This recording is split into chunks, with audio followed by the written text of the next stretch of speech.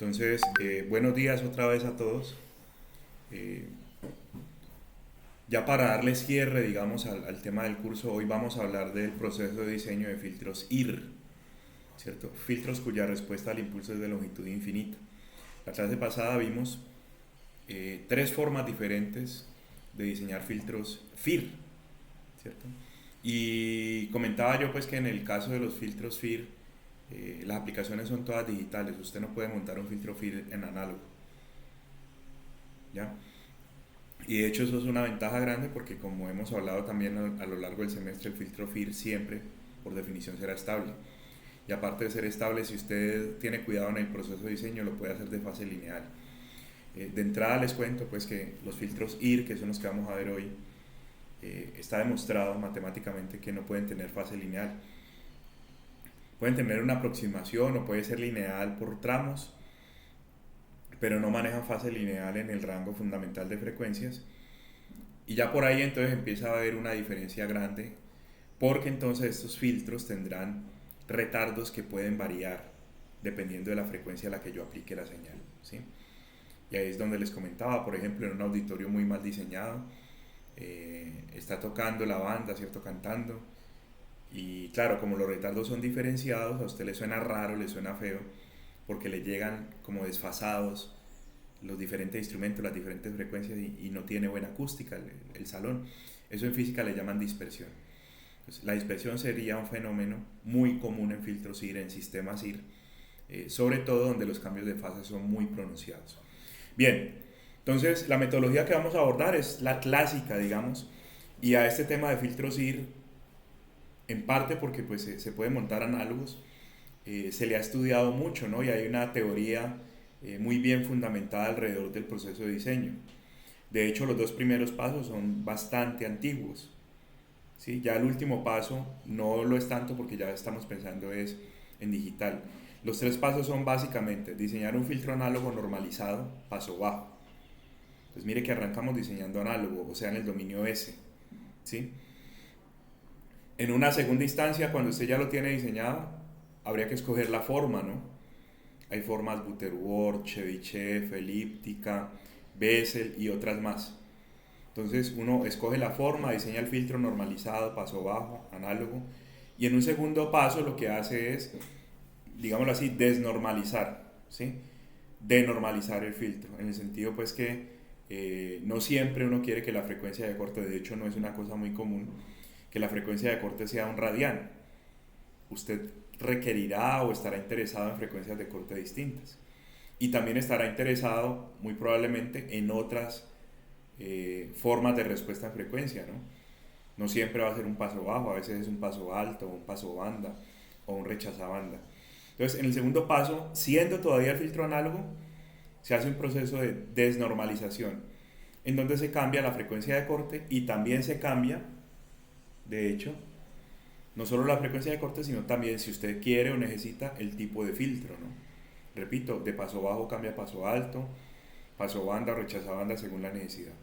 Y ya una vez el filtro esté concebido, ¿cierto? En el dominio S, pasamos al tercer paso en el cual se digitaliza, se discretiza el filtro para que sea un equivalente aproximado en el dominio Z. Es decir, convertimos el filtro análogo en su equivalente o en su aproximación digital. Este último paso me parece muy importante, ojalá lo tengan claro, porque es una forma muy efectiva. Por ejemplo, usted tiene, vuelvo y traigo a colación el caso de la máquina eléctrica. Repito, a los electricistas les enseñan mucho cómo hacer el modelado de esos dispositivos, ¿no? Tengo un motor eléctrico, a ustedes les enseñan cómo sacar el modelo en S de ese motor, ¿sí? Para digamos, las aplicaciones pues, que necesitan cubrir en su carrera. Pues ese tercer paso me serviría si yo tengo el modelo en S para poder montar una simulación discreta que aproxime el comportamiento del sistema. Lo mismo pasa, por ejemplo, con PSpice, con los simuladores de circuitos, ¿no? Uno sabe, y ahí sí me incluyo, ¿cierto? Los electrónicos, los electricistas, la gente de control y de algunas otras carreras, sabemos todos cómo modelar un circuito eléctrico que tiene elementos dinámicos como bobinas y condensadores en el dominio S. A la hora de hacer la simulación digital, pues hay que discretizar todo eso y otra vez interviene el tercer paso. Y un último ejemplo, pues, antes de arrancar ya con la metodología como tal, la gente de control, que también hay una teoría muy fuerte, ¿cierto? Muy bien explicada, muy antigua, muy consolidada, sobre, por ejemplo, cómo diseñar controladores clásicos. El PID, por ejemplo, ¿sí? Yo incluso lo recuerdo pues de mis cursos de pregrado, que unos métodos como Ziegler-Nichols, con los cuales usted termina diseñando el PID, normalmente esos métodos están pensados o concebidos en el ámbito análogo. Entonces, a usted le queda el PID en el dominio S. Si usted lo quiere volver digital, aplica este tercer paso, lo pasa a Z, ¿cierto? Y ya en dominio Z tiene una ecuación en diferencias para montar su PID ya, por ejemplo, en un Arduino, si es el caso, pues, o en MATLAB, o ya donde usted lo quiera llevar, ¿cierto? Ya le queda digital y usted verá cómo lo implementa. Entonces, muy a pesar de que estamos hablando de diseño de filtros IR, y seguro pues que en algún momento en su carrera, en su vida futura, usted va a necesitar diseñar filtros, yo los invito a que le hagan harto énfasis al tercer paso, porque ese sí es de uso común. Listo. Ahora unos 4 o 5 años había un estudiante de la maestría que justamente tenía que estudiar estos métodos de discretización, de digitalización. Nosotros vamos a ver 3 métodos aquí en la clase para ese último paso, para el tercer paso. Y aparte de esos 3, él tuvo que estudiar otros más porque ya ese proceso de discretización a él lo perjudicaba en alguna medida y tenía que ver cuál de todos los métodos que había disponibles en la literatura le podía convenir mejor. Bien, entonces vamos a arrancar con el primer paso, ¿no? Diseñar un filtro análogo, paso bajo, normalizado. Listo. En ese contexto pues del diseño del filtro análogo paso bajo normalizado, pues ya lo mencioné, arrancamos estableciendo una distribución de los polos y de los ceros del filtro en el plano S. ¿Sí? Hay diferentes propuestas de cómo hacer esa distribución, casi todas de índole matemática o geométrica.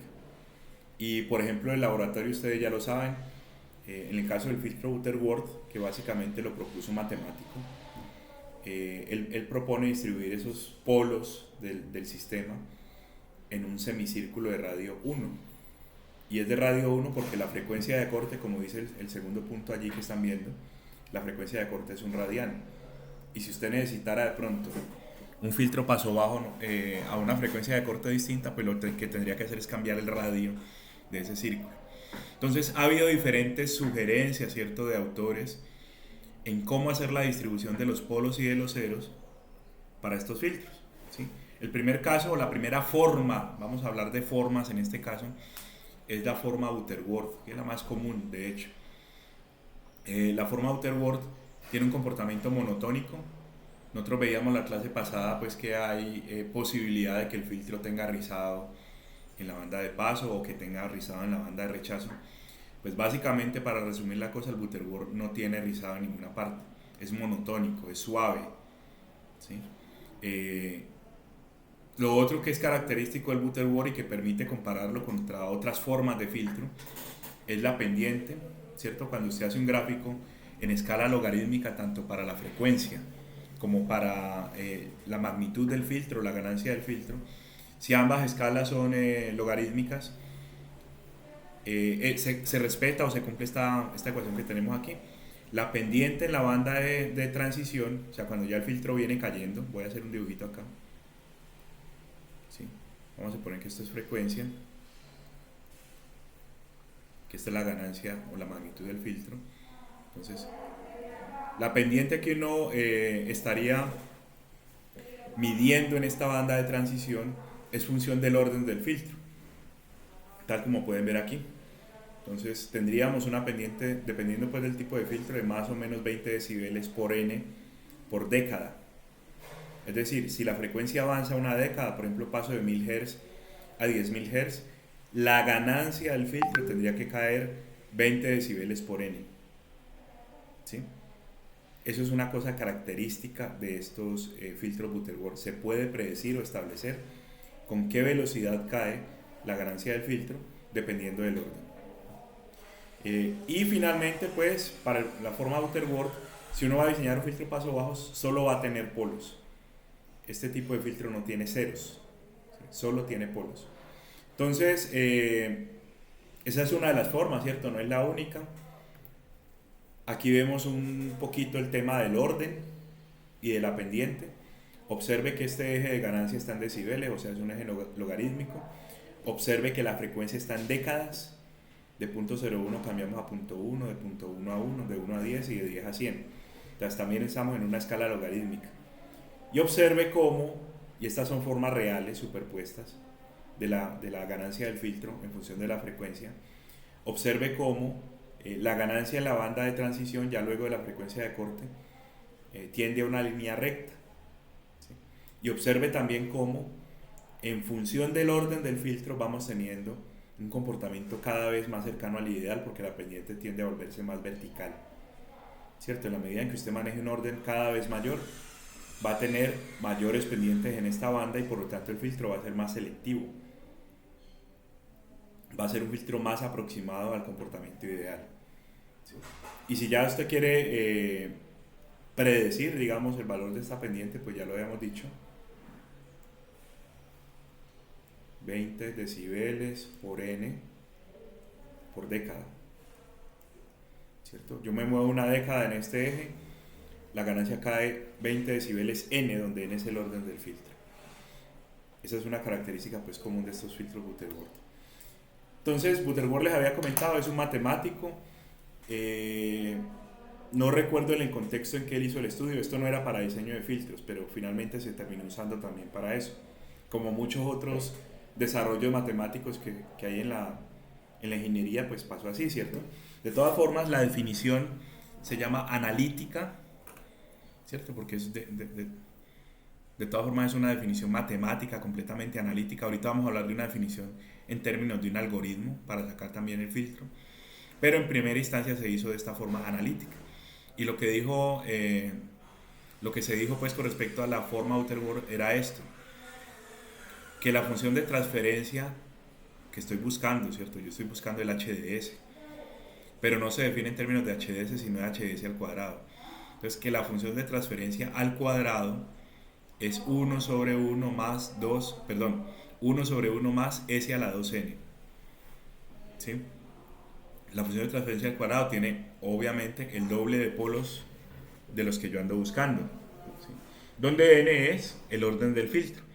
Entonces, vuelvo y repito, por ejemplo, si usted fuera a implementar un filtro Butterworth de orden 3, esta definición analítica, matemática del filtro le dice que el HDS al cuadrado es una función de transferencia de orden 6, ¿cierto? Andaba buscando un filtro de orden 3 y esta definición me da un filtro o una representación en función de transferencia del doble del orden original, ¿cierto? Orden 6. Esto es, como ya les digo, la definición analítica. Si uno se pone a ver la distribución de los polos que me da esta definición analítica, llega a algo así, ¿cierto? Básicamente vamos a tener el doble de los polos necesarios. Por ejemplo, para orden 1, miren, aquí está el polito a mano izquierda y el polito a mano derecha en el plano S, ¿sí? Y básicamente, y por ahí viene, ¿cierto?, la definición algorítmica. Y siempre, pues, como la frecuencia de corte es un radián, siempre esos polos van a estar circunscritos a un círculo de radio unitario. Si el radio cambia, también cambia la frecuencia de corte. Si, por ejemplo, yo hago el círculo no de radio 1, sino de radio 100, por ejemplo, entonces ese filtro paso bajo no va a estar normalizado, sino que va a cortar en 100 radianes.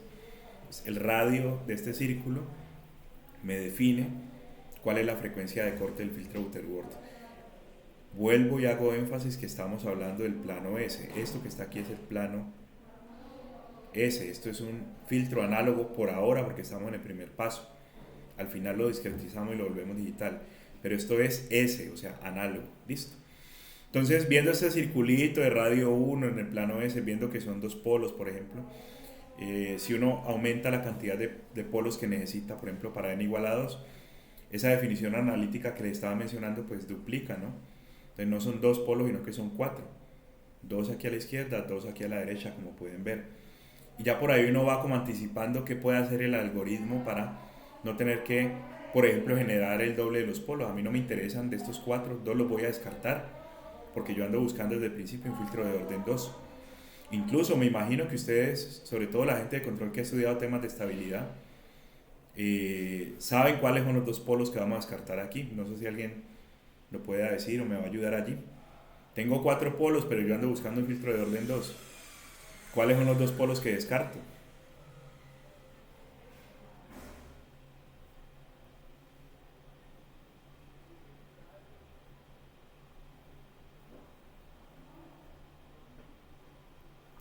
Bueno, la teoría de control clásica dice que si en el plano S hay polos a la derecha, ese sistema es inestable.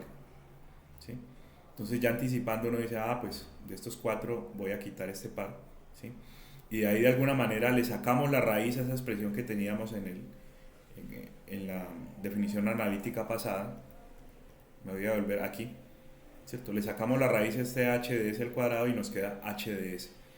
Sacar la raíz a esto sería básicamente seleccionar los dos polos estables que me da esta expresión que tenemos aquí. Listo. Entonces, otra vez, para orden 1 tengo el doble de polos, uno inestable aquí a la derecha, otro estable aquí a la izquierda. Entonces, de una yo les puedo decir que un filtro Butterworth de primer orden paso bajo normalizado, primer orden, ¿no? Es esto. De una, yo puedo anticipar que esta es la función de transferencia de primer orden para el filtro paso bajo normalizado. ¿Por qué? Porque el único polo que me quedaría sería este. ¿Listo? Así es que se construye la forma Butterworth. Ahora viene una pregunta, ¿cierto? ¿Será que entonces todo el tiempo voy a necesitar generar el doble de los polos y descartar aquí? La respuesta es no, porque ahí viene el tema de la otra definición que es equivalente, que es la definición algorítmica, donde yo no me pongo pues a sacarle la raíz a nada ni a dibujar el doble de los polos y demás, sino que me invento un algoritmo. Aquí van a ver ustedes como un patrón en cómo se van creando estos polos para la definición Butterworth, ¿sí? Por ejemplo, para n igual a 2, mire cómo ocurre la cosa, ¿cierto? Haga de cuenta que usted tiene una torta, ¿sí? Una torta completa y la tiene que repartir entre 2n invitados, ¿sí? Usted llega y parte, por ejemplo aquí n vale 2, entonces usted parte esto en 4 pedacitos. Aquí a los invitados les va re bien, ¿cierto? A cada uno le toca un cuarto del total de la torta. Y los polos se ubican en el centro de estos arcos, ¿sí? Entonces, en una definición algorítmica yo no me voy a poner a buscar estos que al final los tengo que descartar. Busco solamente los de la izquierda, ¿sí? Los dos que necesito. Entonces, para n igual a 3, por ejemplo, ya aquí dividimos la torta en 6 pedazos. Nuevamente los polos están ubicados en el centro de los arcos que se forman allí. Para n igual a 4, para n igual a 5, observen que siempre que el n es impar, pues siempre hay polos complejos y su conjugado, ¿sí? Y cuando n es impar, pues obviamente va a quedar uno aquí, porque este va a quedar sin complejo conjugado, ¿no? Entonces para n igual a 5 parto la torta en 10 pedazos y miren cómo los polos van quedando ahí en la mitad. Y así pues puedo generar algorítmicamente una manera de distribuir esos polos en el semicírculo, ¿no? Porque yo me voy a restringir a este lado de acá, en el semicírculo de radio 1 del lado izquierdo del plano S. ¿Listo? Entonces, como dice ahí en la diapositiva, lo que estoy buscando son los polos estables. Entonces descarto, ¿cierto? No le pongo cuidado a estos, que la definición analítica me dice pues que están ahí, que al final hay que descartar.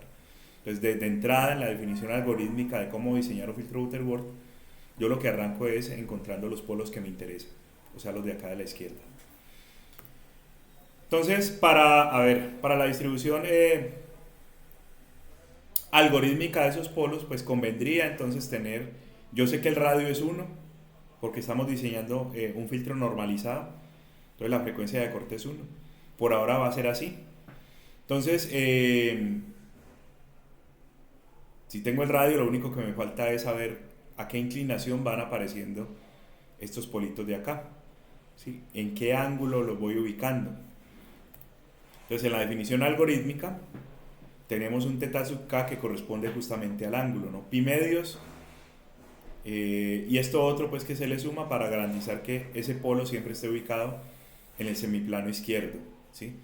Esta es la definición del ángulo, cómo varía con k, para k entre 1 y n. O sea que aquí vamos sacando los diferentes ángulos de todos los polos que tengo que generar, ¿sí? Y con k entre 1 y n, así como está definido esta ecuación de ángulo, siempre estarán los polos a la izquierda. Yo los invito luego, si quieren, o de pronto en el laboratorio les tocará, ¿cierto? Ver que este tetrazuka sí corresponde pues a la posición de los polos que yo les mostraba, por ejemplo, en el gráfico anterior. De hecho, esos gráficos los generé en MATLAB usando esta propia fórmula, ¿no? Y bueno, cada polito entonces es un número complejo, ¿cierto? Que en su forma polar se puede expresar así. La magnitud es 1, siempre, por el tema de que el filtro está normalizado. Y el ángulo es tetrazuka, que ya lo definimos aquí. Al final, el HDS que ando buscando, ¿cierto? El filtro normalizado, paso bajo, Butterworth de orden n, se puede escribir así, es el producto, ¿cierto? Aquí en el denominador de todos los polos. S menos P1 por S menos P2, por S menos P3, por S hasta S menos P, P sub n mayúscula, que sería el último polo. Listo. Ya yo destruyendo estos paréntesis acá, obtendría el polinomio, ¿cierto? Denominador que caracteriza este filtro Butterworth paso bajo normalizado de orden n. Esta definición que hemos resumido en la diapositiva se llama definición algorítmica. Y es la que yo prefiero siempre, pues porque voy a lo que necesito. Y no tengo que estar dando vueltas, pues, de pronto con polos que no necesito, como los que estaba mostrando ahorita a la derecha en el plano S. Esa es la forma Butterworth.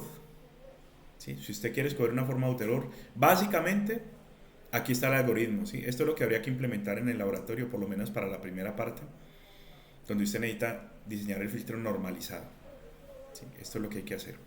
Voy a parar allí, no sé si hay alguna pregunta o comentario hasta ahí.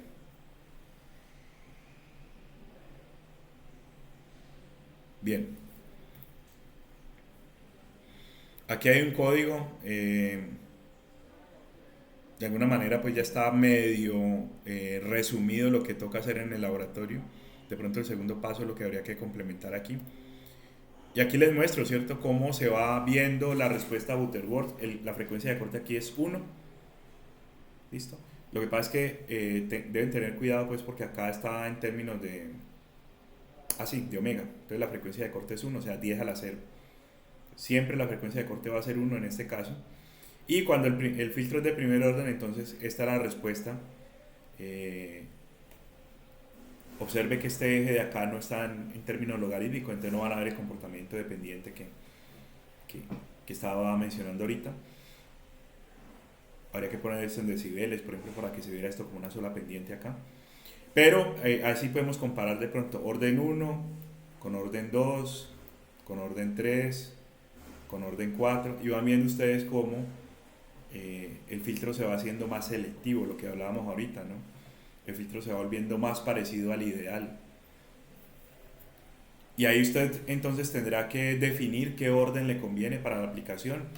Normalmente no se manejan órdenes demasiado grandes para el proceso de filtrado, sobre todo, si ese filtro está en una butla cerrada, pues porque ahí hay un potencial de que el sistema se vuelva inestable. Entonces, no meter demasiados polos, porque eso puede hacerse inestable cuando usted haga el filtrado en un lazo cerrado, ¿no? Cierre el lazo para de pronto hacer un control. Usted necesita hacer un control de una variable, implementa un lazo cerrado, pero por allá adentro hay un filtro de orden 10. Pues hay un potencial alto que ese filtro le genere inestabilidades. Bueno, entonces ahí está la forma Butterworth. Yo creo que más o menos está claro. Si no, entonces me interrumpe el que quiera, pues, si me preguntan. Pero vamos a pasar a una posible segunda forma. Mire que seguimos en el paso 1. ¿Qué hubo? Sí.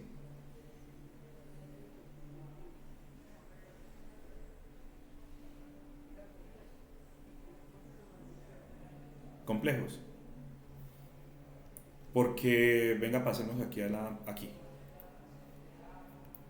Me pasé. Bueno, vos vas a multiplicar todos los polos aquí al final para poder obtener la función de transferencia, ¿sí o no? Y por cada polo complejo que vos halles, aquí está el gráfico, por cada polo complejo que vos encuentres, está el conjugado. Entonces, a la hora de hacer el producto de esos polos entre sí, las partes imaginarias se cancelan. Entonces, siempre, para que lo tengan en cuenta, siempre las partes imaginarias aquí son 10 a la menos 12, 10 a la menos 15, son valores muy chiquitos a la hora de hacer estos productos. Y uno tendría que, si va a definir esto algorítmicamente, pues tendría que quitar la parte imaginaria. Pues esta distribución garantiza que los coeficientes den reales. Ahora, por el método numérico, la matemática o la precisión que usted tenga pues en su algoritmo, a lo mejor no le da real del todo, sino que queda con una colita ahí, un 10 a la menos 12i. Entonces sí es conveniente en la definición algorítmica pues quedarse solo con la parte real cuando ya hago el producto completo. No sé si le contesté de Víctor. Bien. Entonces repito, esta es una de las posibles formas. Vamos a ver una segunda forma. Se llama la forma Chebyshev tipo 1. ¿Sí? La forma Chebyshev tipo 1 tiene oscilaciones. Yo le permito, ¿cierto?, que oscile en la banda de paso. Esta también es muy conocida. El filtro Chebyshev tipo 1 oscila en la banda de paso y es monotónico el resto, ¿sí? Tanto en la banda de transición como en la banda de rechazo se vuelve monotónico, o sea, ya no oscila, oscila solamente aquí. ¿Listo? Estas oscilaciones tienen que ver con el orden, ¿sí? En la medida en que el orden incrementa, pues tengo más picos y valles acá. Pero de pronto la cosa interesante es que al permitir estas oscilaciones en la banda de paso, mejoro la pendiente aquí. Entonces, por definición, un filtro Chebyshev, donde yo he dejado cierta cantidad de oscilaciones acá, tiene mejor respuesta en la banda de transición, es más empinado aquí, tiene mejor pendiente que un filtro Butterworth del mismo orden. ¿Sí? Y en el límite, cuando yo le digo al Chebyshev tipo 1 en el proceso de diseño, no voy a permitir rizado, la pendiente es la misma de un Butterworth. O sea, un Chebyshev sin rizado es un Butterworth. Listo. Entonces, ¿por qué me interesaría a mí diseñar un Chebyshev si oscila? Puede ser porque no le puedo subir al orden y necesito más selectividad en el filtro. ¿Sí? El orden ya está muy alto. Estamos hablando ahorita de estabilidad. Está muy alto el orden, ya no puedo seguirle subiendo al orden n del filtro, ¿cierto? Déjelo así en orden 2, por ejemplo, o orden 3. Bueno, ¿cómo hacemos para que el filtro me caiga mejor aquí, ¿cierto? Sea más empinado, tenga mejor selectividad. Déjelo que oscile. Si usted lo deja oscilar, entonces va a tener una pendiente ligeramente mejor aquí, dependiendo de cuánto permita usted las oscilaciones acá. Entonces, las oscilaciones, como ustedes pueden ver allí, están en función de un parámetro epsilon, ¿sí? El libro de Proaki lo define pues como un rizado, ¿cierto? A esta magnitud acá se le llama delta de 1. Y entonces, y lo otro que quería hacer notar es que aquí tenemos el filtro al cuadrado, ¿no? Como estaba la definición analítica de Butterworth, aquí el filtro está al cuadrado, o sea, está la energía del filtro. Entonces, ¿cómo se hace el diseño de un filtro Chebyshev? Otra vez hay una definición analítica, otra vez Chebyshev, que es un matemático también, estableció esta definición en términos de la respuesta del filtro, pero al cuadrado, ¿sí? Otra vez tenemos un filtro que no son sino polos, no tiene ceros. Y la definición dice que la magnitud al cuadrado del filtro es 1 sobre 1 más epsilon cuadrado. Y este polinomio Chebyshev de orden n al cuadrado. Hay que elevar un polinomio al cuadrado para poder obtener esta representación, pues esta función de transferencia, ¿sí? Epsilon es un escalar, como ustedes ya vieron, que define cuánto rizado va a permitir usted en el filtro. Y este polinomio se define de manera recursiva, es la forma más sencilla, pues. Ese polinomio se llama polinomio Chebyshev de orden n. Listo. Y se define de manera recursiva, vean, aquí está. El polinomio de orden 0 es 1, el polinomio de orden 1 es s, y si usted necesita un orden superior, pues quedan definidos en términos de los dos polinomios anteriores, ¿sí? por ejemplo, T sub 2 ds, digamos que yo necesito diseñar un filtro de orden 2 aquí, pues aquí tiene que aparecer T sub 2 ds al cuadrado. Entonces T sub 2 ds es 2s por T sub 1, es decir, 2s al cuadrado. ¿Sí? Este aparece acá. Menos T sub n menos 1, o sea, T sub 0. ¿Sí? T sub 0 es 1, entonces sería 2s cuadrado menos 1 sería T sub 2 ds.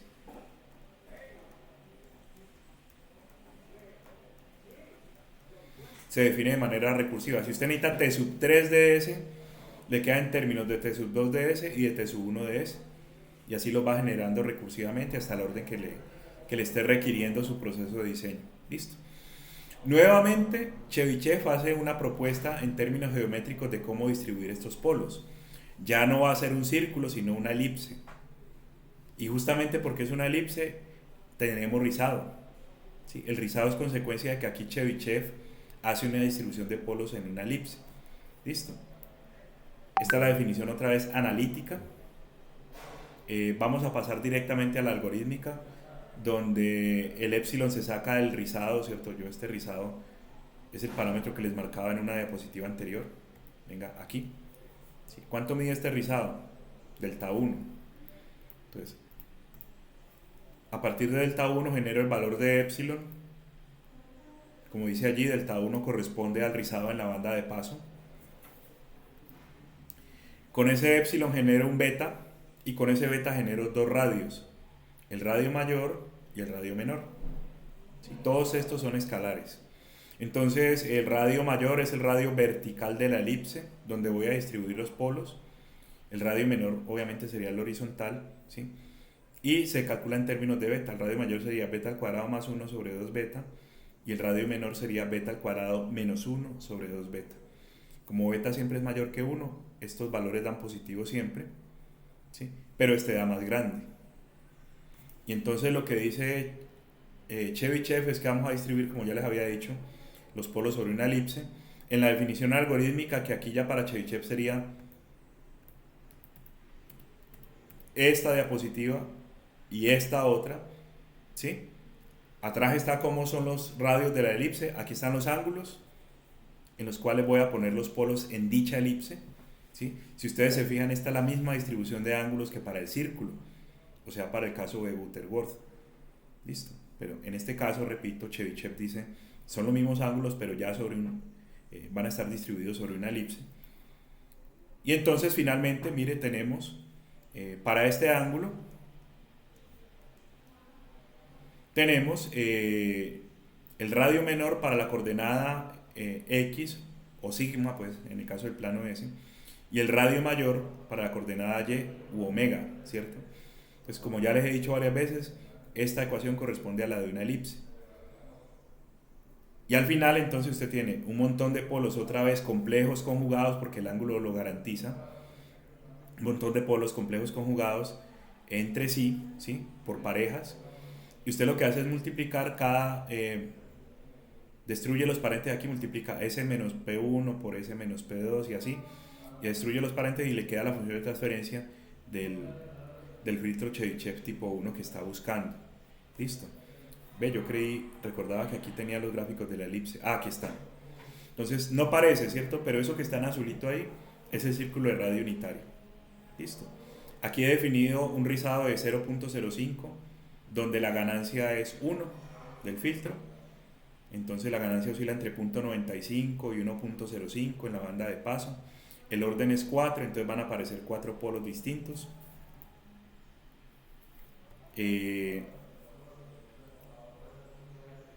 Y en la medida en que yo permito más rizado, pues esa elipse va siendo más excéntrica, ¿no? Más alargada.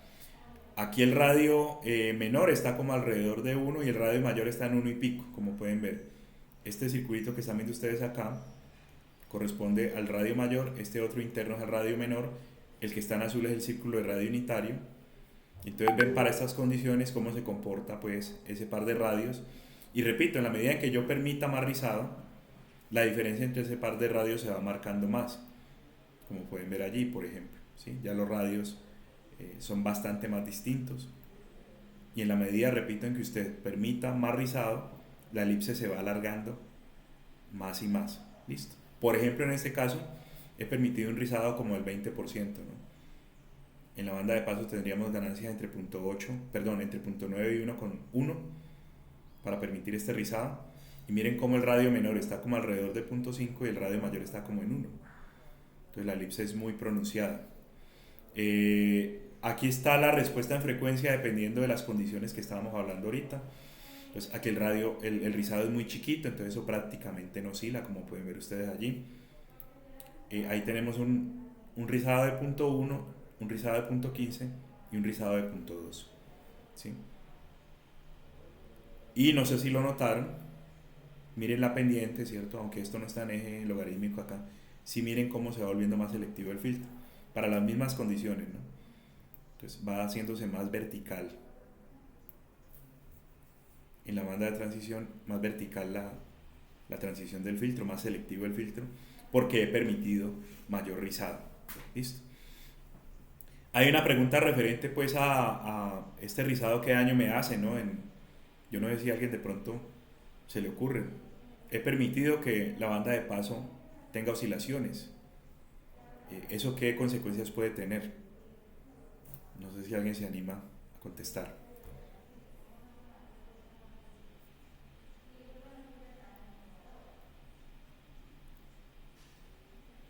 Bueno, la respuesta es que hay una pequeña distorsión, ¿no? Yo esperaba que la información que hay en esta banda de acá, la banda de paso, no se altere. Pero como hay una ganancia selectiva, una ganancia distinta dependiendo de la frecuencia, pues algunos componentes de lo que supuestamente estoy dejando pasar tienen ganancias, por ejemplo, de punto 8, algunos ganancias hasta de 1, y entonces a lo último sí se distorsiona un poquito la información que estamos permitiendo que pase, ¿no? En la banda de paso. Sí, algo cambia, un poquito cambia la información que hay aquí. Está el tema de la pendiente, pues porque yo permitiría esa distorsión básicamente porque me da mejor pendiente el filtro.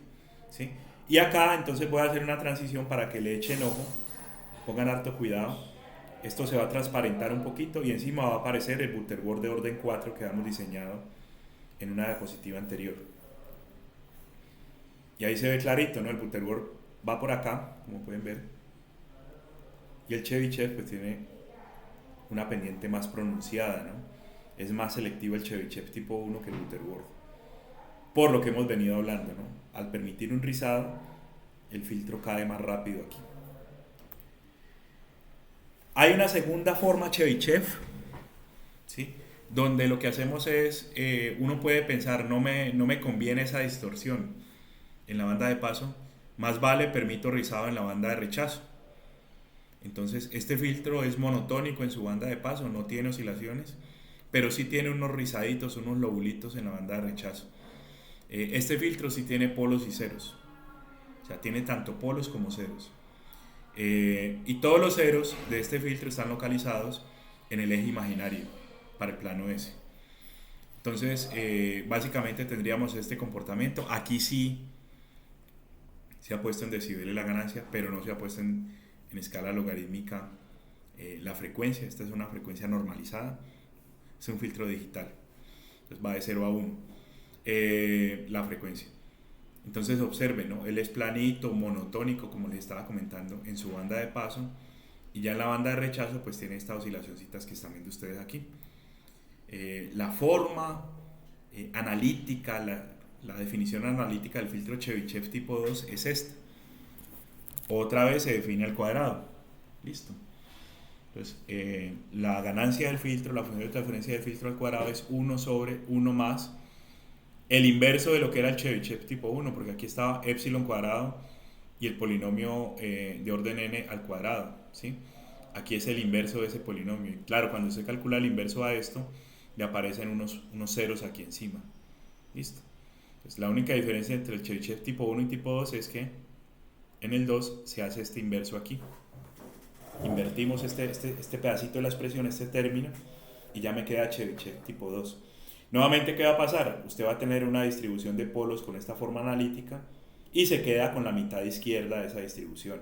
¿Listo? Esa es la forma pues de resolver el diseño del filtro. Si lo va a hacer por este lado, ¿no? Yo varias veces ya he dicho hoy, prefiero la forma algorítmica, ¿no?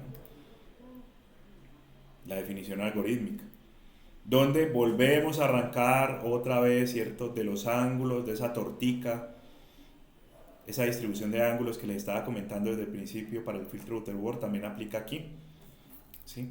Se vuelve a calcular el beta en función del rizado. Aquí delta 2 pues sería el rizado en la banda de rechazo, delta 1 era el rizado en la banda de paso para el Chebyshev tipo 1. Aquí tenemos el rizado en la banda de rechazo. ¿Cuánto rizado voy a permitir aquí en la banda de rechazo? ¿Sí? Con el beta se calculan nuevamente dos radios. Con los radios se acomodan los polos en una elipse, pero hasta aquí de pronto el proceso es básicamente el mismo del Chebyshev tipo 1. Aquí no ha cambiado nada, aquí está resumido el Chebyshev tipo 1. Con un beta se calculan los radios, con los radios se calculan los dos radios de la elipse, pues se calculan las posiciones de los polos a partir de estos ángulos de acá, ¿sí? Entonces se hace una transformación de variables, eso es lo que agrega el Chebyshev tipo 2 en la definición algorítmica, y queda la posición X o sigma queda como B sub K, y la posición Y u omega queda como W sub K, y entonces todos los politos tienen esta posición, ¿sí? Entonces inicialmente se hace lo mismo de la elipse, pero luego se transforma la variable para estas posiciones B sub K y W sub K, y otra vez los polos entonces serían estos, y habría que volver a destruir paréntesis, ¿cierto? Y generar, con cada par polo conjugado, esto genera un montón de coeficientes todos reales. Son los polos del filtro. Los ceros, como ya les había dicho, este Chebyshev tipo 2 tiene ceros también. Estos son fáciles de hallar, simplemente se toma el teta sub K de la diapositiva anterior, se mira la frecuencia de corte, este sería el omega S, ¿sí? La frecuencia donde ya el filtro ha caído a cero la primera vez, y simplemente esas serían las posiciones relativas de los ceros. Como ya les había dicho, todas las posiciones son imaginarias, este J pues es la variable imaginaria. Entonces son los ceros del sistema.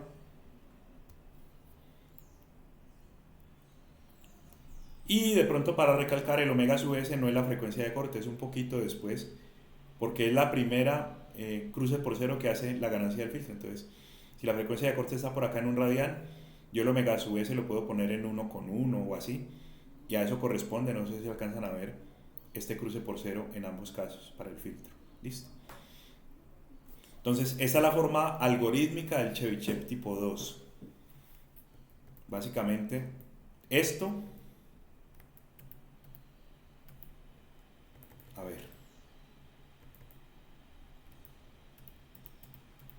esto que corresponde a cómo ubicar todos los polos del sistema, y esto otro que corresponde a los ceros.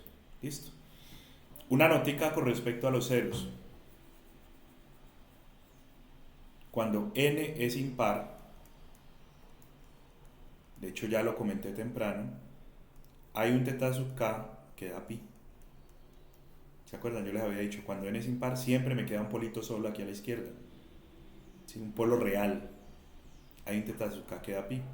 Ese cero no se incluye, pues porque sería omega s, j omega s sobre 0, seno de pi, perdón, da 0. Entonces ese 0 no se incluye y se considera que es un 0 que está en el infinito. Esa notica no la puse originalmente en la diapositiva, pero se la estoy mencionando. Si de pronto en algún momento les toca diseñar un Chebyshev tipo 2, tener en cuenta que hay un 0 para n impar que no se va a considerar porque daría infinito. Daría j por infinito, y eso no se puede pues incluir en la función de transferencia. Pues aquí está, repito, la forma del Chebyshev tipo 2, planito acá, oscila acá, mira el delta 2 donde está, ¿sí? Ese es el rizado pues que estábamos mencionando ahorita. Entonces eso es como una receta, uno va siguiendo los pasos y va generando los polos, los ceros, y al final junta todo eso en la función de transferencia. ¿Qué filtro es mejor? ¿Qué me conviene? ¿Cierto? Pues básicamente la respuesta, y esto de pronto no es muy esperanzador, la respuesta depende de la aplicación.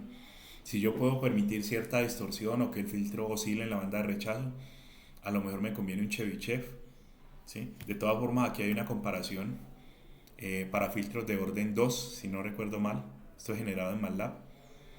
Y entonces todos los filtros son de orden 2, vuelvo y repito. Aquí se ve claramente, ¿cierto?, cómo el Butterworth es poco selectivo, ¿sí? O sea, la pendiente aquí no es muy buena. Y para el mismo orden 2, el Chebyshev tipo 1 y el Chebyshev tipo 2 tienen un desempeño similar. Mejora bastante la pendiente, permitiendo un pequeño rizado, ya sea en la banda de paso o en la banda de rechazo. Pero si definitivamente este diseño tampoco le satisface en términos de selectividad, el último paso sería el filtro elíptico. También el mismo orden que los demás, en este caso. Un filtro elíptico oscila tanto en la banda de paso como en la banda de rechazo. Pero si usted ya lo compara con los demás, va a ver que la pendiente aquí es muy pronunciada. O sea, este filtro elíptico es de los 4 el más selectivo de todos. Listo, entonces vuelvo y repito, dependiendo de cuál es la necesidad que usted tiene para el proceso de filtrado, usted diseñará cualquiera de estos filtros. Hay un quinto tipo que es el filtro de Bessel, ¿sí? Eh, donde la pendiente de un filtro de Bessel es menor. Ah, perdón. En un filtro de Bessel la pendiente es menor que lo que habíamos establecido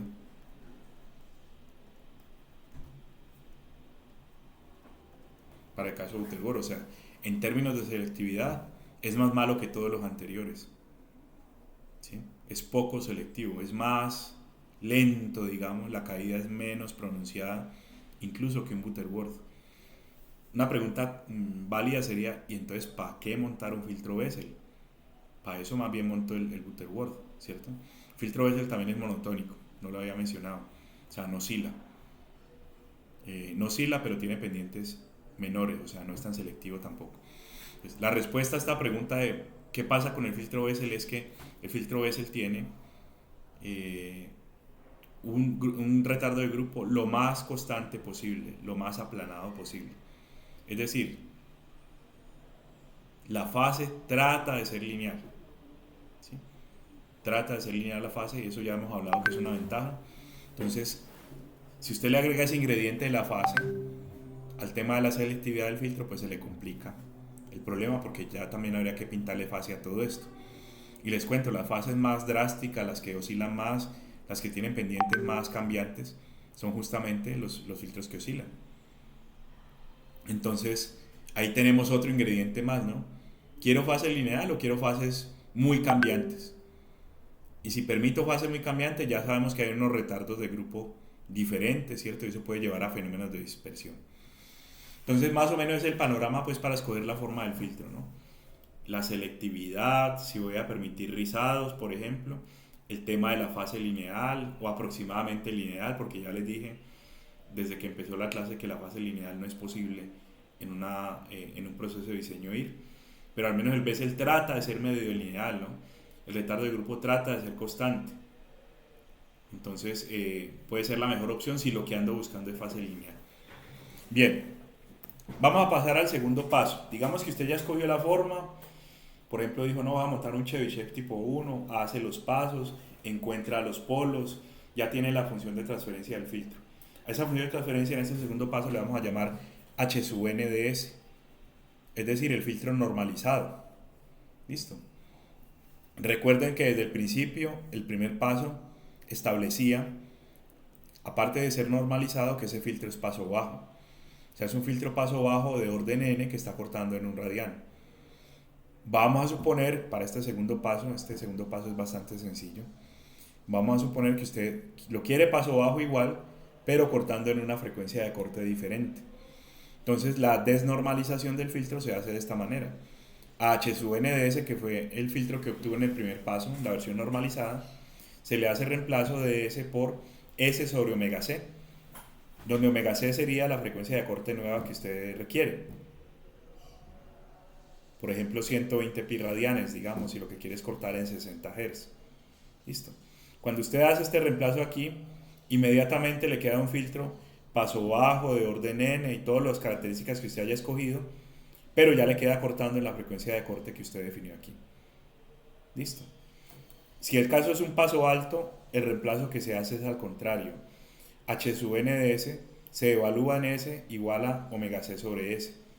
Y al hacer esto ya le queda paso alto cortando en esta frecuencia que tenemos aquí. Entonces, se hacen los dos cambios de una vez. Se vuelve paso alto y aparte de eso se le cambia la frecuencia de corte de un radian a la que usted esté necesitando. Listo. Estos son las transformaciones que toca hacer para un filtro pasobanda y un filtro rechazabanda. Observen que la definición o los reemplazos quedan en términos de dos frecuencias, ¿no? Omega L y omega sub U. ¿Alguien me ayuda con eso? ¿Por qué son dos frecuencias en este caso? ¿Qué será omega L y omega U?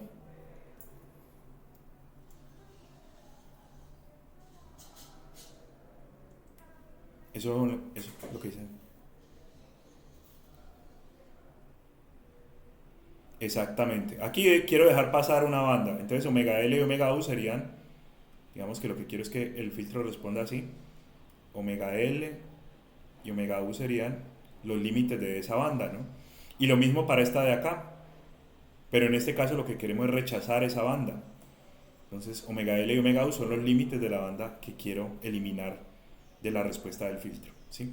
Hay una característica muy clásica, digamos, es que cuando monto un paso banda o un rechaza banda se me duplica el orden.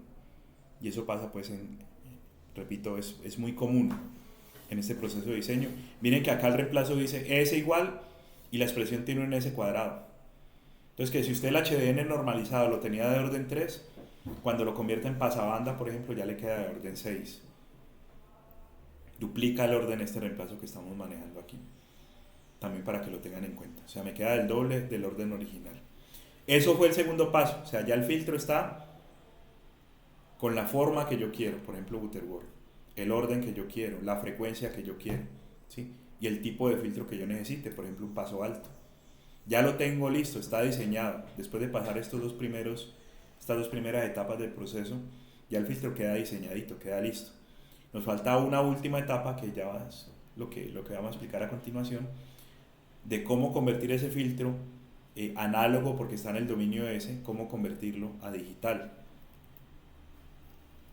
Es lo que llamamos discretización del filtro. Cómo llevamos ese filtro a digital. Y este es el paso pues, que les decía que le pusieran cuidado, porque les puede ser útil en otros contextos, ¿no? En otras aplicaciones, aparte pues, de lo que es diseño de filtros, puede llegar a serles útil. Por ejemplo, tener un modelo en el dominio S de un controlador PID, de una máquina eléctrica, bueno, de lo que sea, y poderlo simular en MATLAB en digital. Simplemente le corro la discretización, eso me da una función de transferencia, y yo con esa función de transferencia pues voy y opero, ¿cierto? Le aplico un impulso, le aplico un coseno o lo que necesite para probar el modelo del sistema. Vamos a ver tres métodos para hacer la discretización, pero no son los únicos, ¿sí? Yo les comentaba de un trabajo de maestría de hace unos años, un muchacho que tuvo que estudiar esto a fondo, y él halló por ahí unos 6 o 7 métodos diferentes de discretización. Estos tres son los más comunes. Incluso el que terminó usando él era un poquito raro, digamos, en términos de que no se ve tanto, pero para lo que él necesitaba, pues le funcionaba un método que se llama toasting, el método toasting de discretización. En todo caso, les cuento, pues, son tres formas diferentes de discretización, cada uno con sus características, sus ventajas y sus desventajas. El primero se llama aproximación por derivadas, invarianza al impulso del segundo, y la transformación bilineal, que no sé si la han escuchado mencionar, pero es como la más común, uno la ve mucho por ahí. Entonces, ¿de qué trata el primer método para discretizar? Como dice el nombre, lo que vamos a hacer es aproximar una derivada. Listo. Vamos a suponer que esa línea que está en azul ahí es la respuesta del filtro en el dominio del tiempo. El filtro, vuelvo y enfatizo, ¿cierto? Por ahora es análogo. Por ahora el filtro es análogo. Entonces, claro, la respuesta al impulso de ese filtro es continua, como pueden ver ustedes acá.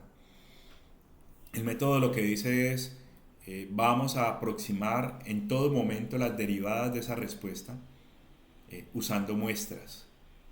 Claro, como se va a discretizar, va a pasar de ser así análogo a ser digital, o sea, con muestras discretas. Y el método, repito, como dice el nombre, lo que hace es aproximar las derivadas de esa respuesta continua a partir de las muestras discretas. Mejor dicho, así, ¿cierto? Piense que lo que está en azul es la respuesta al impulso del filtro análogo Y lo que está en rojo son las muestricas del filtro después de discretizar. Lo que garantiza el método es que las derivadas son aproximadamente iguales. La derivada es aproximadamente igual a la que uno calcula, digamos, con el método con las muestras discretas. Listo. Entonces, habría que hacer un cambio de variable aquí, pues acá abajo, porque pues, esto ya no es tiempo, sino que en el dominio discreto, pues eso es un n, ¿cierto? N y n menos 1, por ejemplo, la muestra actual y la muestra anterior. Y de ahí saco o calculo o aproximo la derivada que tiene la señal original que está en azul. Si la cosa funciona bien, la derivada me da muy similar y el método sería bastante aproximado. Pues uno podría aproximar un filtro análogo con este método siempre que el tema de la derivada aquí pues sea bien aproximado. Entonces, bueno, aquí se me coló esta parte, este es el resultado, pero miremos cómo se saca ese resultado. Dice, la derivada de la señal análoga en el tiempo, con respecto al tiempo, se puede aproximar como la muestra x menos la muestra xn menos 1, tal y como estaba en el gráfico anterior, dividido por el tiempo que hay entre muestras que se llama TS, ¿no? Eso lo hemos venido trabajando así todo el semestre. TS es el periodo de muestreo, o sea, la distancia entre dos muestras adyacentes. Listo. Entonces lo que va a pasar a continuación es que vamos a sacar la transformada de Laplace a este lado, porque esto es análogo, y la transformada z a este lado, porque esto es digital. ¿Sí? Ahí está. La transformada de Laplace de una derivada por propiedades es S por la transformada de la señal X. Y esas transformadas z a este lado, con estos retardos, se convierten en x de z, sería la transformada de esto, x de z por z a la menos 1 sería la transformada de esto, y el 1 sobre ts que está por aquí afuera. ¿Sí? Yo puedo factorizar x de z, y me queda entonces que S por la transformada de la señal análoga es aproximadamente igual a x de z, la transformada de la señal en digital, sobre ts por 1 menos z a la menos 1. Y aquí viene este paso donde se eliminan las transformadas, la transformada de Laplace se cancela con la transformada z y me queda esta transformación que aparece aquí al final. ¿Sí? Básicamente lo que le está diciendo este método de aproximación por derivadas es reemplace S en su expresión por 1 menos z a la menos 1 sobre ts y ya le queda discretizado el filtro. ¿Sí? Eliminé las transformadas. Cuestionable el tema pues de que uno pueda cancelar a un lado la transformada de Laplace y al otro la transformada z, pero ese método es razonablemente preciso, ¿cierto? Funciona. El método de discretización entonces en resumen, que esto es lo que le interesa a ustedes, quizás no tanto cómo llegamos ahí. ¿Cómo procedo? Pues tengo mi función de transferencia análoga y reemplazo S por la expresión que ya les comentaba, 1 menos z a la menos 1 sobre ts. Y ya me queda en términos de z, ¿no? Ya me queda una función de transferencia digital. Probablemente con numerador y denominador. Probablemente no, seguramente con numerador y denominador, o sea, es un IR. Y ya de ahí pues yo lo simulo o monto la ecuación en diferencias o hago lo que necesite hacer para poder operar con este filtro, ¿no? Ese es el método de discretización. Uno tiene que entrar a evaluar un par de cositas cuando estudia estos métodos, ¿sí? Principalmente dos cosas, aunque son más, pero inicialmente tiene que entrar a considerar que si, por ejemplo, tenías un conjunto de polos estables aquí, recuerden que el Butterworth, el Chebyshev, todos se preocupan por escoger los polos que son estables aquí. Que no vaya a ser que en el proceso de discretización o de digitalización los polos acá en Z me queden inestables, ¿cierto? Y recuerden que el criterio es distinto, ¿no? En el caso análogo los polos son estables y están a la izquierda en el plano Z. Para sistemas causales deben estar a la izquierda. Y acá el criterio es que el polo de magnitud sea siempre menor que 1. Cualquier polo que yo analice pues de H de Z. Entonces la pregunta, la primera que toca formularse de las dos que estaba mencionando es, ¿esta transformación sí me respeta eso? Que si aquí tenemos polos estables, ¿lo van a hacer también en digital? Entonces para contestar esa pregunta, se puede hacer una transformación aquí, se despeja esta expresión a la Z, ¿sí? Y se hace S igual a J omega, que no sé si ustedes recuerdan, esta es la forma de analizar la respuesta en frecuencia de un sistema análogo. ¿Listo? ¿Cuál es el resultado? Miren, esta es una prueba Monte Carlo, no sé si conocen el concepto. ¿De pronto alguien conoce de qué trata las pruebas Monte Carlo?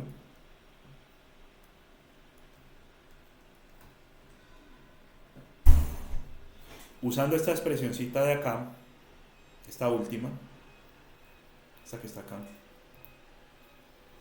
en la prueba Monte Carlo vamos a empezar a generar aleatoriamente un montón de puntos en el plano S. Todos, como pueden ver, todos estos puntos que hemos generado en el plano S son estables, ¿sí? Pero son generados de forma aleatoria. A eso se refiere la prueba Monte Carlo, que uno medio aleatoriamente está ensayando posibles situaciones, posibles escenarios, a ver si de pronto en alguno falla, ¿no? Entonces genera un montón de polos estables, porque mire que el sigma siempre es negativo, ¿sí? Un montón de polos estables aquí en el plano S, y usando la transformación de la diapositiva anterior, los mapeo o los paso al plano Z, a ver qué tal. Si de pronto alguno de estos llega y me queda por acá por fuera del círculo de radio unitario, yo digo, uy, esta transformación no me va a convenir. Aproximar por derivadas, puede que yo genere un polo estable aquí que me vuelva inestable acá, ¿sí? Afortunadamente, pues como pueden ver ustedes allí en ese mapeo que está ocurriendo, este no es el caso, ¿no? Al menos todos los punticos que yo generé aquí con mi prueba Monte Carlo aleatoria, todos estos que yo generé quedaron dentro del círculo de radio unitario, ¿sí? Siendo más analítico, ¿cierto? De pronto para alguna persona esta prueba medio aleatoria no es como satisfactoria. Si uno trabaja analíticamente, ahí los invito a que revisen el libro, llega a esta demostración, que todos los polos, todos, absolutamente todos los que están aquí a la izquierda, mapean a este círculo, perdón, de radio un medio y centro un medio. Listo. Y como ese círculo está dentro del círculo de radio unitario, pues no hay problema, ¿no? Todo lo que sea estable a este lado, plano S, termina siendo estable acá en el plano Z. Entonces, por un lado, ese criterio ya quedó como satisfecho. Si yo genero mi sistema estable acá, no se va a volver inestable cuando lo discretice en el plano Z. Sin embargo, pues ahí sí tenemos una segunda pregunta. Y es, ¿y la aproximación sí será buena? ¿Sí me genera pues un filtro igualito o muy similar al que yo tenía originalmente aquí en análoga? Y la respuesta me parece a mí que se puede sacar también de este gráfico que estamos viendo, ¿sí? No sé si alguien de pronto me quiere ayudar allí. Estos filtros, este método, perdón, es muy bueno para cierto tipo de filtros y para otros no. No sé si a alguien se le ocurra cuál puede ser el criterio ahí.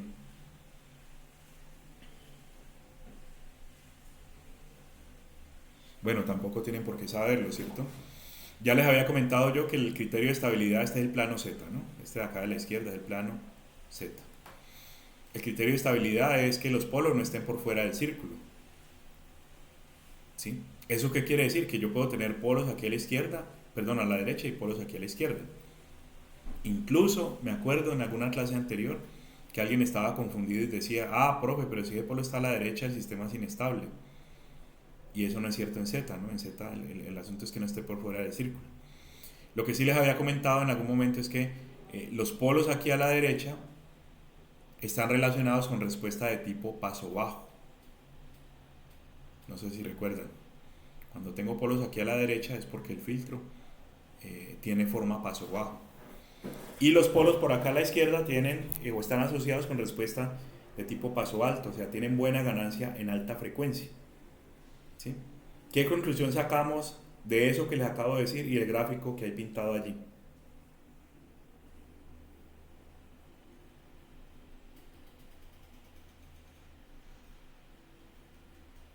¿Alguien me ayuda? Eso, si usted tiene un filtro paso alto aquí en S y lo trata de aproximar, uno esperaría que los polos le queden acá y resulta que de todas formas por el método que está usando le caen es aquí. Entonces, en conclusión, los filtros paso alto no quedan bien aproximados con este método.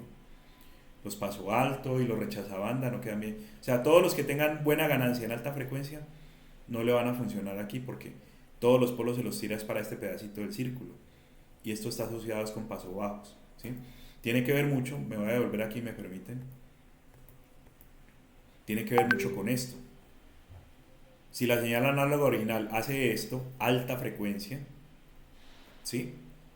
Obviamente la aproximación por derivadas no es buena, no es efectiva, ¿sí?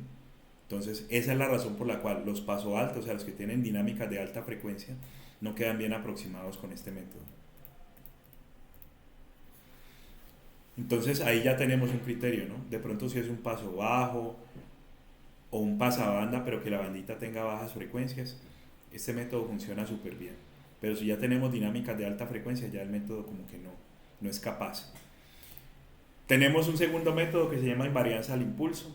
Básicamente ahí la idea es garantizar que la respuesta al impulso, tanto en análoga como en digital, coincidan, ¿sí? Que coincidan la respuesta al impulso en análoga con la respuesta al impulso en digital, sean igualitas, ¿no? O sea, una sea la versión muestreada de la otra. Aquí les lanzo de una vez la transformación, ¿sí?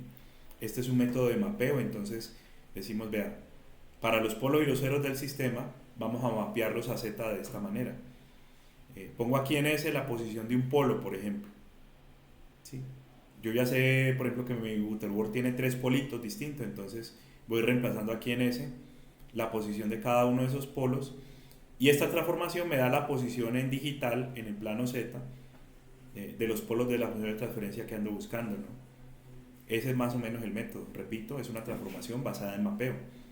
Para cada polo y para cada cero del sistema, reemplazo aquí en S la posición y me da la posición del polo o el cero equivalente en digital. ¿Listo? Para estudiar el tema de la estabilidad, que es lo primero que mencionaba pues con el método anterior, las pruebas que uno le hace al final a la transformación, para estudiar el tema de la estabilidad, recuerden pues que uno generalmente en el plano Z trabaja en coordenadas polares y en el plano S trabaja en coordenadas cartesianas, ¿no? Sigma y omega son las coordenadas cartesianas y, como dice acá, R y omega minúscula son las coordenadas polares para Z. Entonces aquí es muy fácil, ¿no? Como dice que el método de mapeo dice que reemplace S por la posición del polo del cero, ¿sí? Entonces vamos a reemplazar S pero por sus coordenadas cartesianas y me queda esto que está aquí, ¿sí? Y de esto que está aquí y la representación polar en Z de cualquier posición en el plano, se deduce, voy a borrar todo ese montón de rayones que he hecho, se deduce que R corresponde a E a la sigma TS. Mírelo, aquí está clarito, ¿no? El radio de la posición, por ejemplo, de un polo en Z sería E a la sigma TS, donde sigma es la posición original en el plano S. ¿Qué significa eso? Básicamente, si el polo es estable, sigma tiene que ser negativo. ¿Sí o no? Porque estamos buscando polos en el plano S a la izquierda, semiplano izquierdo. Entonces sigma tiene que ser negativo, esto me da menor que 1. Entonces ahí inmediatamente cae uno en cuenta que la condición de estabilidad queda garantizada. Si sigma es negativo, para un polo o para un cero, R le va a dar menor a 1. ¿Sí? Y la otra transformación que vamos a analizar es esta que está resaltada aquí en verdecito. El omega o la posición angular de ese polo o ese cero que estoy mapeando corresponde a omega mayúscula por TS. ¿Sí? Omega mayúscula por TS. Yo pregunto, para que me ayuden un poco, ¿es posible tener entonces posiciones angulares por allá en alta frecuencia? Pues que no me vaya a pasar lo que estábamos viendo en este método, ¿no? Que estas posiciones por acá no son alcanzables en el método de aproximación por derivadas, ¿sí? Aproximación por derivadas, no puedo llegar a una posición por acá, no va a pasar nunca. La pregunta que hago es si en este segundo método sí es posible tener omegas por allá, ciertos cercanos a pi. ¿Quién me ayuda? ¿Será posible o no?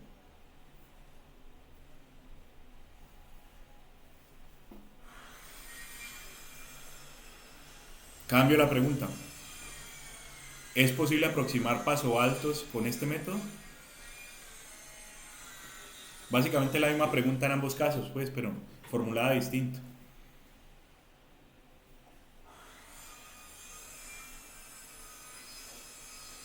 La respuesta es sí, sí se puede. Usted puede alcanzar un omega cercano o igual a pi sin ningún problema, ¿no? Básicamente es que usted ubique el polo en cierta posición clave acá, el polo análogo quiero decir, cierta posición omega, ¿cierto? Que es la parte imaginaria del polo. Y claro, cuando haga la transformación, multiplica por ts, ya le da el omega cercano a pi o igual a pi. Entonces, este método no le restringe que usted diseñe paso altos, por ejemplo. Este método no le restringe nada en ese sentido. Listo, pero sí hay un fenómeno que vamos a estudiar. Hay un problemita, de hecho, eso es lo que está diciendo aquí la diapositiva. Y es que omega mayúscula por ts, ¿cierto? Puede dar la vuelta y mapear a la misma posición. No sé si me explico. Por ejemplo, vamos a suponer que hay un polo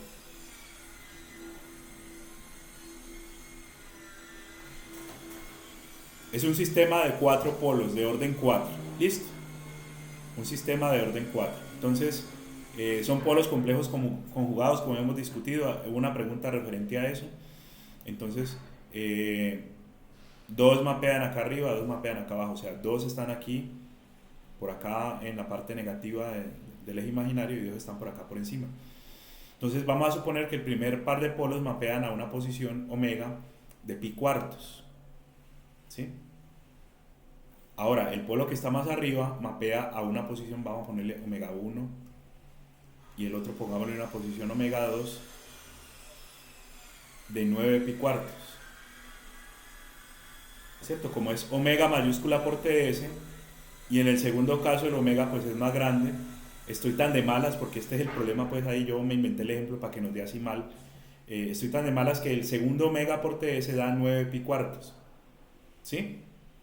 9 pi cuartos, si ustedes lo piensan, es la misma posición original que tendríamos aquí. Pi cuartos y 9 pi cuartos son lo mismo, básicamente. Y si aparte el sigma es el mismo, entonces los dos politos terminan mapeados a la misma posición en Z. Eran polos diferentes en S, pero terminan siendo el mismo polo en Z. No sé si me explico. 9 pi cuartos, ¿qué sería? Dar la vuelta y volver a caer en pi cuartos, ¿no? No sé si me explico, me realimentan ahí, está clara el problema que estoy describiendo. Básicamente el problema se deriva de que este eje es lineal y va hasta el infinito. ¿Sí? Este eje j omega es lineal y va hasta el infinito, mientras que la variable omega es cíclica, se repite. Entonces puede ser, ¿cierto?, estar muy de malas que dos polos diferentes en el plano S mapeen a la misma posición en el plano Z. Polos alias, de hecho, son polos alias. Eran distintos acá, se vuelven lo mismo acá en digital. ¿Listo? Ese es el problema. ¿Cómo se soluciona el problema? Aquí está. Este método funciona re bien y yo lo he usado bastante. Y si yo tengo este cuidado, no voy a tener problemas de alias. ¿Sí? Básicamente esto es teorema de Nyquist, pero llevado al tema de polos. De diseño de filtros. Lo que estamos diciendo es que ninguna posición cartesiana, ¿cierto? Ninguna posición imaginaria en el dominio S, para ningún polo, para ningún cero que tenga yo originalmente en mi filtro, ningún polo, ningún cero de mi filtro análogo puede tener una posición imaginaria más allá de pi cuando la multiplico por ts. ¿Sí? Si todos los polos y todos los ceros de mi sistema análogo satisfacen esta condición que tenemos aquí, garantizado no va a haber alias. Esa es la forma pues de evitar, digamos, que tengamos este problemita. En última lo que le está diciendo es muestre bien, ¿no? Muestre bien es haga el TS suficientemente pequeño para que usted capture en una sola vuelta, si me permiten la expresión, en una sola vuelta aquí a la variable omega, usted capture toda la información que está tratando de aproximar desde el plano S. ¿sí? Porque si tiene que dar más de una vuelta, va a tener un problema similar a esto que estoy describiendo acá, ¿sí? Entonces, con TS bastante pequeño, escalamos el eje imaginario lo suficiente para que en una sola vuelta usted cubra toda la información o todos los polos y todos los ceros que quiere aproximar con su método de discretización. Voy a parar allí. ¿Está claro eso? Eso último. Básicamente hay que respetar esto y de esa manera garantizo que no voy a tener un fenómeno de alias en el proceso de digitalización de mi filtro. Ya para terminar, tercer método se llama transformación bilineal. ¿Sí? Ya no es un método de mapeo, sino de transformación. O sea, cojo el HDS original que tenía del filtro y hago este reemplazo. Es igual 2 sobre TS por 1 menos z a la menos 1 sobre 1 más z a la menos 1. Yo reemplazo todo esto como S acá y al final me queda el filtro digital. Haciendo una serie de pasos similares a los que mostraba para el método de invarianza al impulso, uno puede tener una relación entre la variable cartesiana del plano S, posición real, posición imaginaria, ¿cierto? Y las variables polares del plano Z, R y omega minúscula, ¿sí? Aquí se ve clarito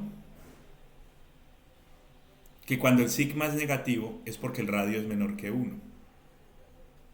¿Sí o no? Para que este sigma de negativo, tiene que ser que el radio sea menor que 1.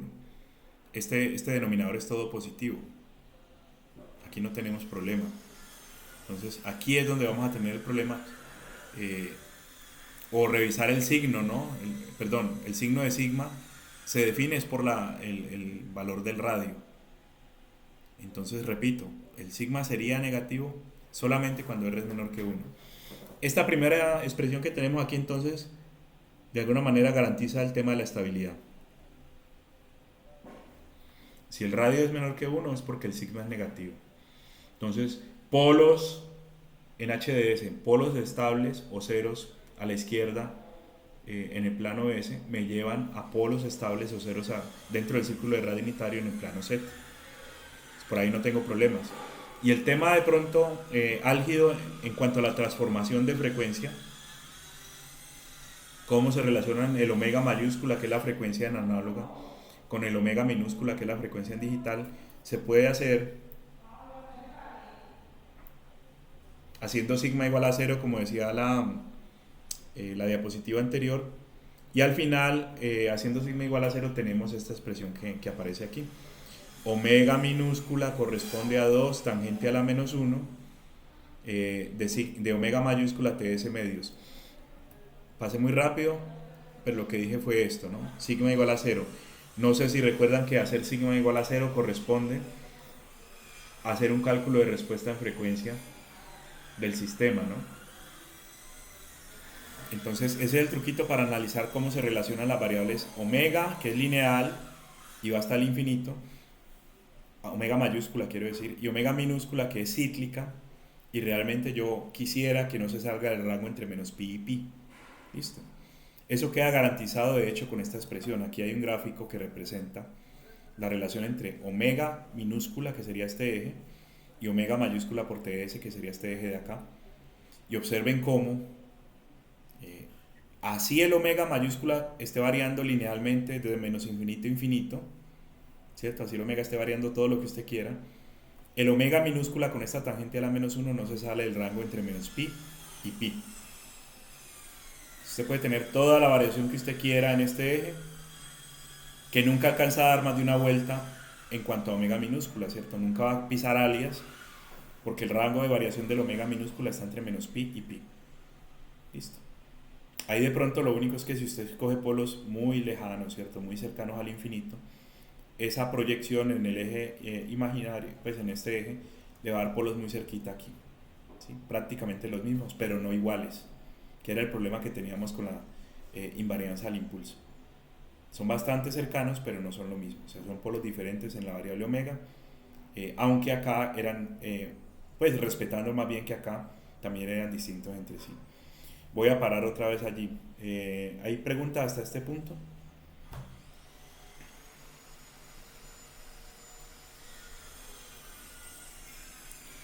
¿Alguien le ve un problema a este último método de transformación?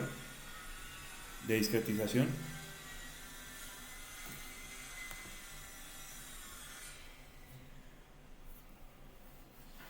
Hay un problemita, ¿cierto? Y es que llegar a pi es imposible con este método. O sea, usted nunca va a tener el polo justo en pi, lo puede tener antecitos o en menos pi, ¿sí? Pero como esto se acerca asintóticamente allá, eh, pues nunca va a tener un ángulo o un omega exactamente de pi radianes. Puede estar en punto .9, punto .95, punto .99, pero nunca va a ser pi. De resto, este método, en resumen, es el que menos problema presenta de los tres. ¿Sí? No tengo que pensar en alias ni en esas cosas. Pero también hay un asunto acá que hay una variación no lineal de lo que es la frecuencia, el omega en análoga contra el omega en digital. ¿Sí? No varía linealmente, la aproximación no queda tan buena. Porque si usted había ajustado aquí, por ejemplo, la frecuencia de análoga, el omega que quiere como frecuencia de corte, cuando usted proyecta ese valor de omega aquí a digital, no es completamente lineal la transformación, ¿sí? Le cambia un poquito la frecuencia de corte. La que sí es lineal, pero toca tener más cuidado, es la invariancia del impulso.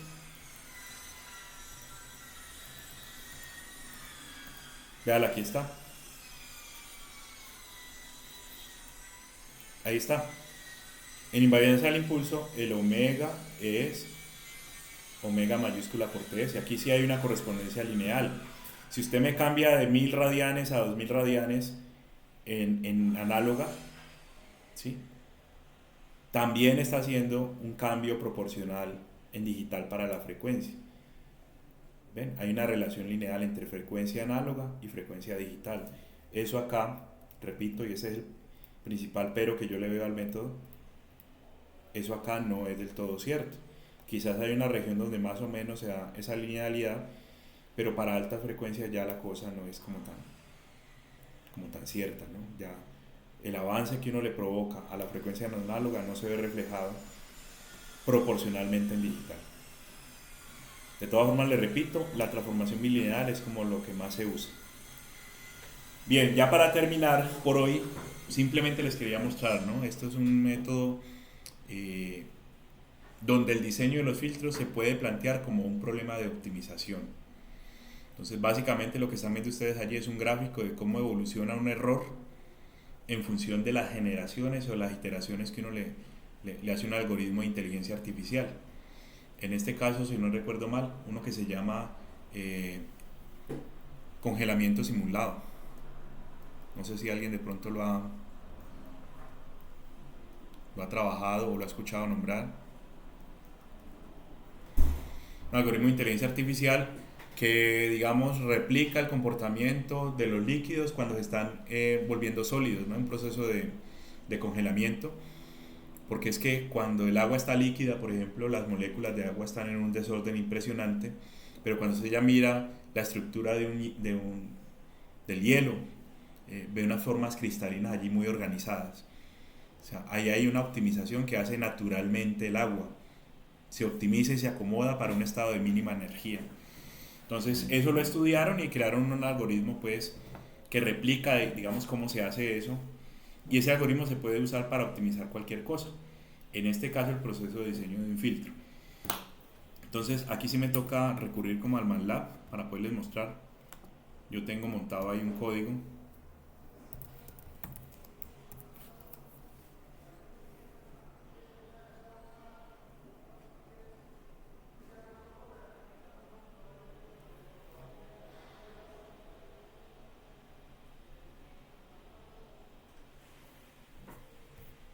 Y como les digo, ya con esto iríamos terminando por hoy.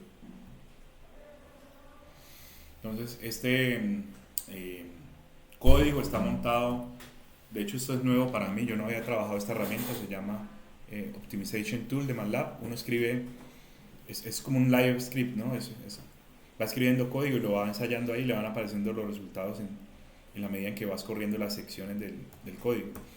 Entonces, en primera instancia, aquí lo que van a ver ustedes es el filtro que yo quiero aproximar. Y ahorita les cuento un poco cómo entra el tema del algoritmo de inteligencia artificial. Voy a correr esta sección para que vean.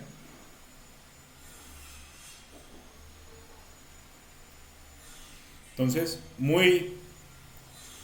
de manera muy simple, ¿cierto? Yo he querido que mi filtro se comporte de esta manera, ¿no? La ganancia sea 1 hasta punto 2 y sea 0 después. Es un filtro paso bajos.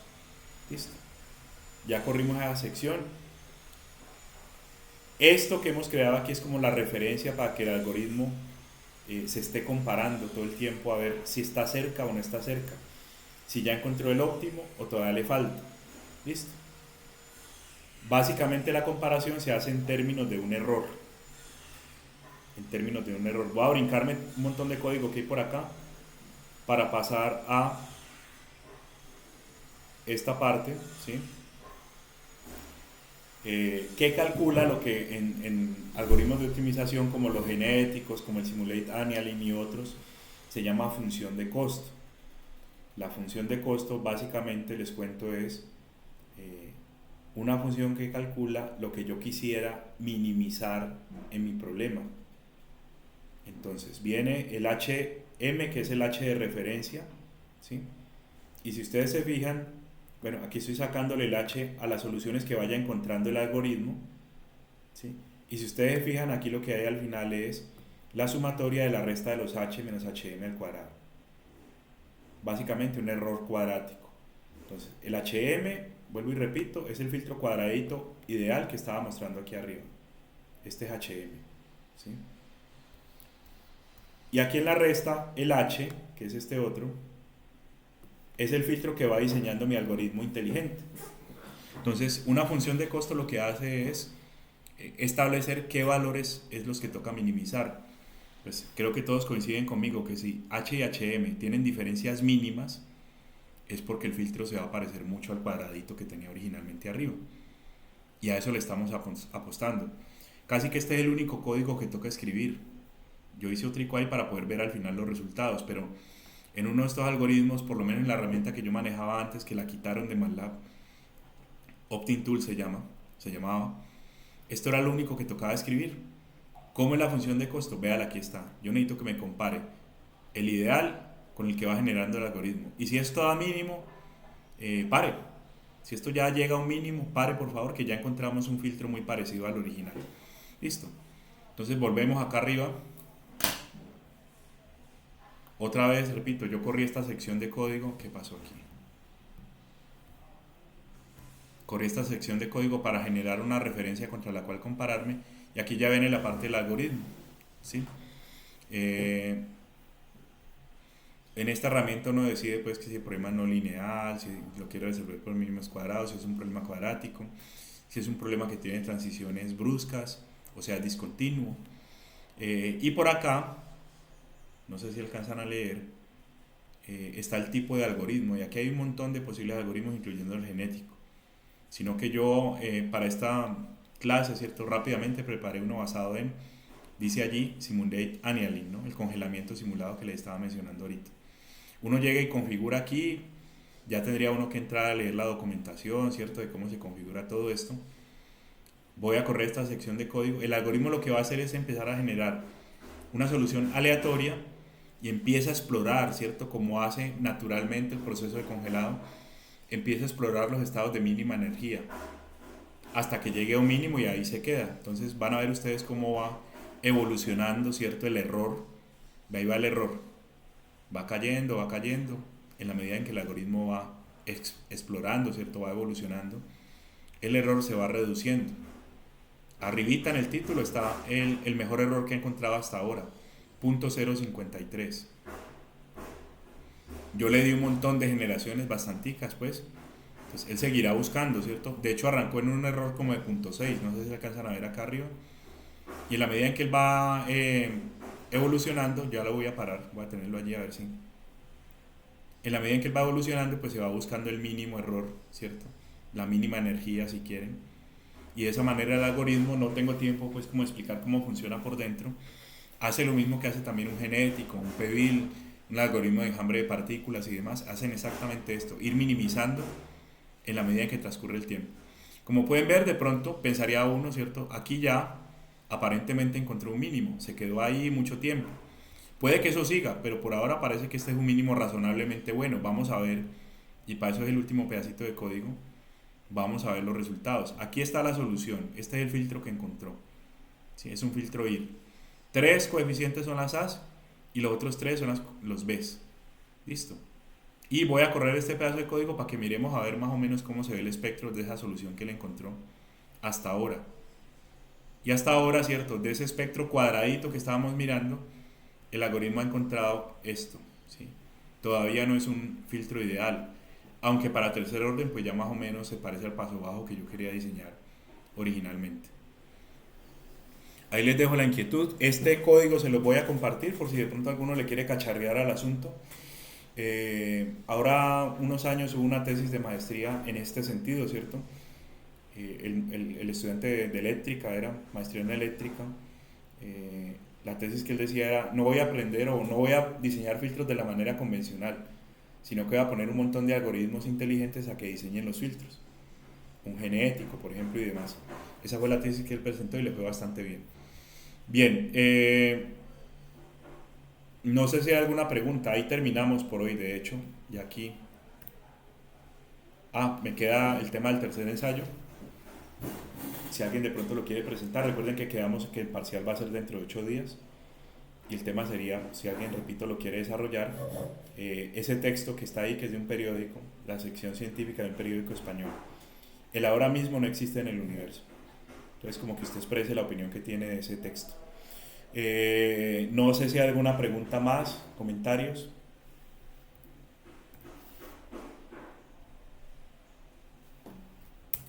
Voy a dejar de grabar.